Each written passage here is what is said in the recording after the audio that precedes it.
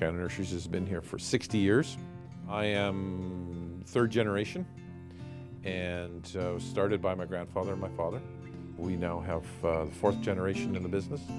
I think my dad put me to work when I was 13, so yeah, I've worked here since I was a kid. I am the head of safety here. I do the first aid department. I manage the safety committee. When I first got involved in the business, safety was not even on the radar screen. What really came to the forefront for us for safety was WorkSafe BC changed the rules that eliminated the farm part of the overall health and safety program for British Columbia. At that point in time, we looked at it and said, well, we're going to have to do something, and that's when my daughter got involved and totally rewrote our safety manual, bringing it into compliance and developing the safety committees and all of those sort of things.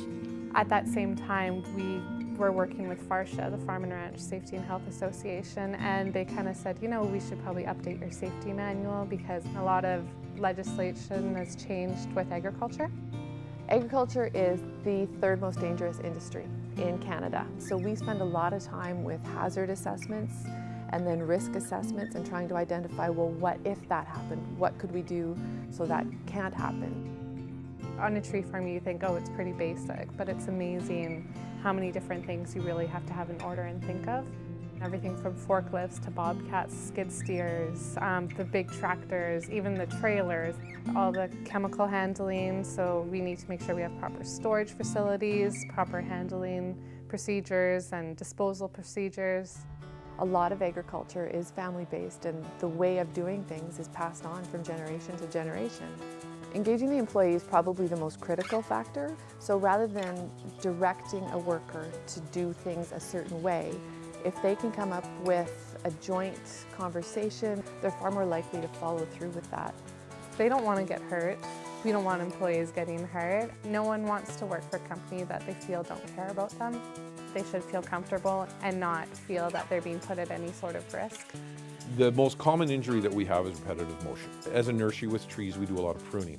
So someone who prunes in their garden and that sort of thing, they prune a few trees. My guys will go out and prune 100,000 trees. They can be handling trees that are from 250 to 2,000 pounds.